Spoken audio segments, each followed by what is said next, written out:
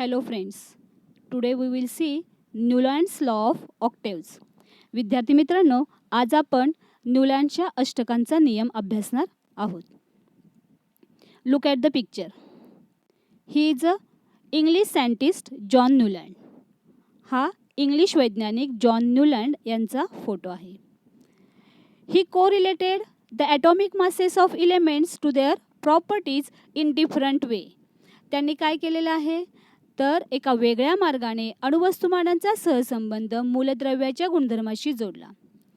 In the year 1866 Newlands arranged the elements known at that time in an increasing order of their atomic masses. 1866मध्ये Newland यांनी त्या काळी जेवढी मूलद्रव्ये अस्तित्वात होती त्यांची रचना अणुवस्तुमानाच्या चढत्या क्रमानुसार केली. He started with the lightest element hydrogen and ended up with the thorium. त्यांनी ही रचना करत असताना सगळ्यात हलका वस्तुमान असलेला मूलद्रव्य म्हणजेच हायड्रोजनने सुरुवात केली आणि सगळ्यात शेवटी थोरियम हे मूलद्रव्य होते. He found that every eighth element had properties similar to those of first. त्यांना काय आढळून आलं होतं की प्रत्येक 8वं मूलद्रव्य हे पहिल्या मूलद्रव्याच्या गुणधर्मासारखे गुणधर्म दाखवतं. Look at this. Hydrogen, lithium, then barium, boron, carbon, nitrogen, oxygen. these are 7 elements. Then he write 8th element under the first element, fluorine.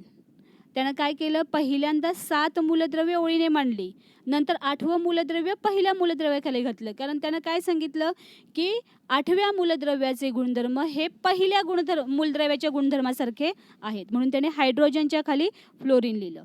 Then sodium. For example त्यांनी सांगितलं, एक उदाहरण घेऊया आपण. For example, sodium is the 8th element from lithium. Sodium हा लिथियमपासून 8वं मूलद्रव्य आहे. And both have similar properties. आणि त्यांच्या प्रॉपर्टीज, त्यांचे जे गुणधर्म आहेत हे सुद्धा सारखे आहेत. Then next example, magnesium. Magnesium and beryllium are have same properties and magnesium is the 8th element from beryllium. म्हणजे बेरिलियमपासून 8वं मूलद्रव्य मॅग्नेशियम आहे आणि बेरिलियम आणि मॅग्नेशियमचे गुणधर्म सारखे आहेत, यांच्यामध्ये साधर्म्य दिसून येतं आपल्याला. Then he takes another example, chlorine. Chlorine comes under which element? From chlorine, 8th element will be fluorine. Then it must become under the fluorine.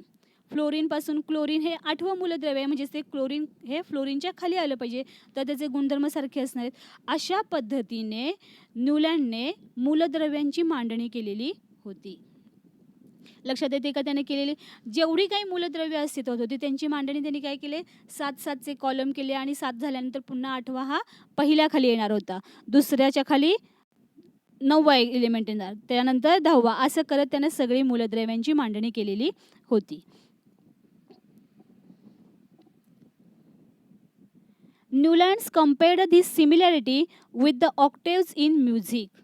न्यूलँडने काय केलेलं आहे, ही जी त्यानं मांडणी केली याची तुलना संगीतामध्ये असलेल्या अष्टकांशी केली.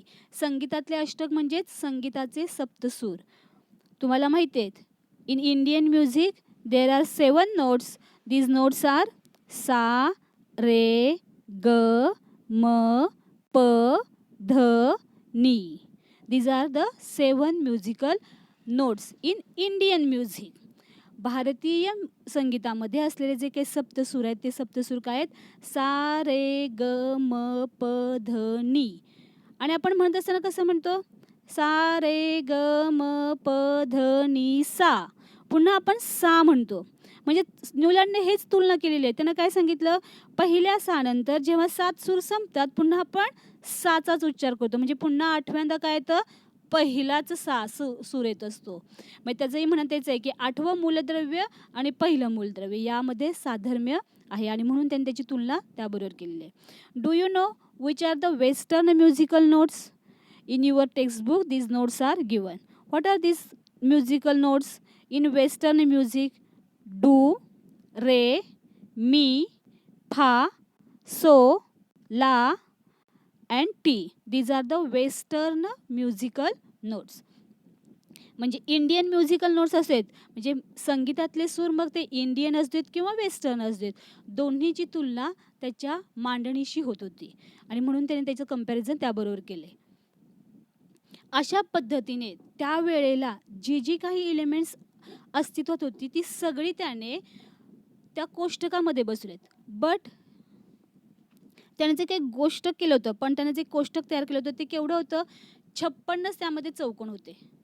त्यानं जे काही तयार केलेलं कोष्टक होतं त्यामध्ये 56 चौकोन होते आणि त्या चौकोनामध्येच त्याला सगळी मूलद्रव्य बसवावी लागलेली होती. आणि हे बसवत असताना काय झालेलं आहे, मग काही वेळेला एका रकान्यामध्ये 2-2 इलेमेंट, 2-2 मूलद्रव्य त्याला बसवावी लागली होती. म्हणजेच काय आलं, इथं तुम्हाला जेव्हा तो अरेंजमेंट करतोय, क्लासिफिकेशन करतोय, त्यावेळेला काहीतरी त्रुटी राहत आहेत. There are some limitations. What are the limitations of these Newlands octaves?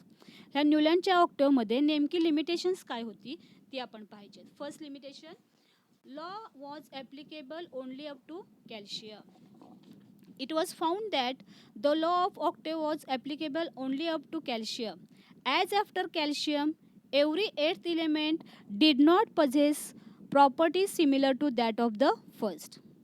म्हणजेच त्याचं जे काही नियम होता, हा नियम फक्त कॅल्शियमपर्यंत, कॅल्शियमचा अणुक्रमांक 20 आहे, म्हणजे पहिल्या 20 मूलद्रव्यांना चांगला त्याचा व्यवस्थित नियम बसला, पण त्यानंतरच्या मूलद्रव्यांना हा नियम लागू पडला नाही.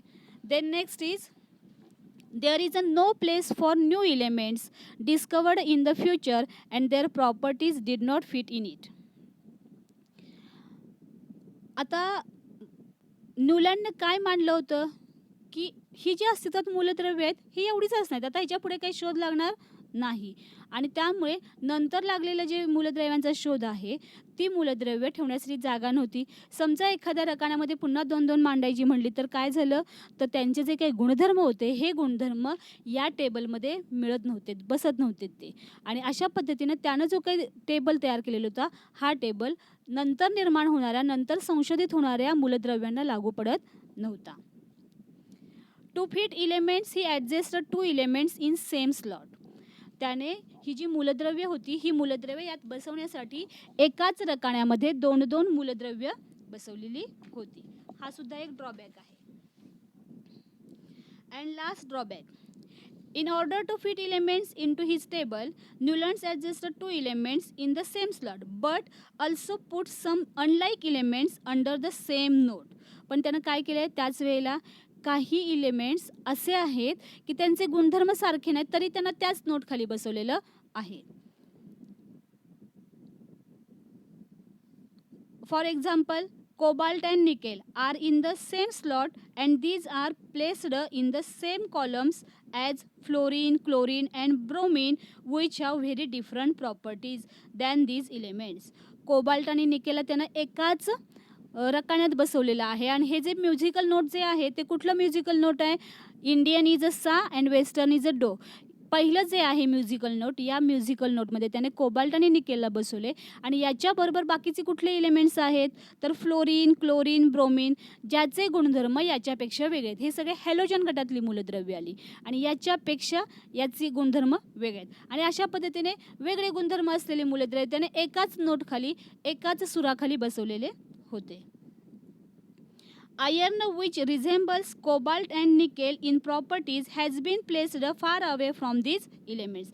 आणि याच्या उलट काय की आयर्न हे सुद्धा मेटल आहे कोबाल्ट निकेलसारखं, मग त्याच्या प्रॉपर्टीज कोबाल्ट निकेलशी साधर्म्य मिळवणार आहेत. मात्र हा आयर्न जो आहे हा सगळ्यात लास्टच्या नोटमध्ये आहे, नीट नोटमध्ये आहे, तिथं त्याला बसवलेला आहे. जो कोबाल्ट आणि निकेलच्या जवळ पाहिजे त्यांच्याच नोटमध्ये पाहिजे तर तो त्याच्यापासून लांब गेलेला आहे. असे काही त्याचे ड्रॉबॅक्स आहेत. So in this way, Newland's law of octaves worked well with lighter elements only. फक्त जे हलक्या वस्तुमानाचे मूलद्रव्य आहेत त्यांनाच फक्त न्यूलँड्सचा लॉ उपयोगी पडलेला आहे, बाकी कोणालाही तो उपयोगी पडू शकत नाही. In this way we will study Newlands law of octaves. Thank you friends. If you like this video, subscribe it and give your likes.